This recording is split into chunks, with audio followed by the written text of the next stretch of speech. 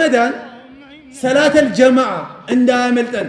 አሁን የኛ ትልቁ ችግራችን ምንድነው? ረመዳንን ቀኑና ማታውን ገለባብጠነዋል። ቀን በእንቅልፍ እናሳልፈዋለን። አንድ ላይ እኮ ነው ሱብሂን፣ ዙህርን፣ ዓስርን አንድ ላይ ከመግሪብ ጋር ጨፍልቆ የሚሰግድ ሰው እኮ አለ። አላሁ ሙስተዓን። ሀታ በረመዳን እንኳን ማታውንስ በኢሽቅ ሰበብ ማታውን ሀይ ያደርጋል። ተራዊህ አቋርጦ ይወጣል። ከዛ በኋላ ሀድር አለበት። ማታ ሀይ ያደርገዋል። ቀን ደግሞ መይት ይሆናል።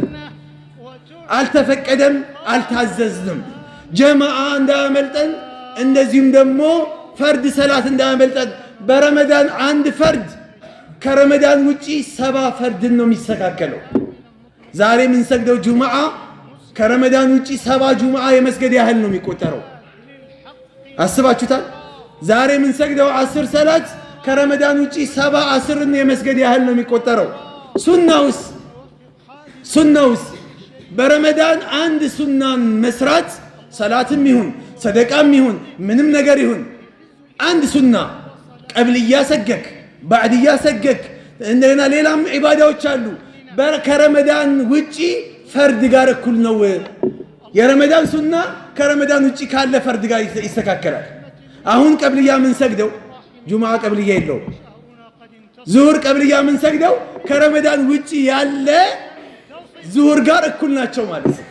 እንዳያመልጠን በቀን 12 ረካዓ ጠብቆ የሰገደ ሱናዎችን 12ቱን ሱና በቀን ጠብቆ የሰገደ ሰው አላህ በጀነት ውስጥ ቤት ያዘጋጅለታል፣ ይገነባለታል ተብሏል።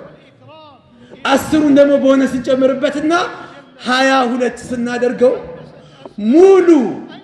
ሙሉ 5 አውቃት ሰላት ቀብልያ ባዕድያ የሌለው ቀብልያ የሌለው ባዕድያ እየሰገድን ይሞላል። 22 ረካዓ አለ በቀን 22ቱን ከሰገድን 22 ውስጥ እናገኛለን። ጀነት ውስጥ ቤት ይገነባልናል። ቤቱ ብቻ ደግሞ ሳይሆን ግሪን ኤሪያ ምናምን ያስፈልገናል፣ ግቢ ምናምን ያስፈልገናል። 10ሩን እንጨምርበትና ፏ እንበላ። ታዲያ ቤቱ ብቻ ለምን 12ቱ 22 ውስጥ ይገኛል። እሱ ብቻ አይበቃንም። ተራዊህ እንስገድ።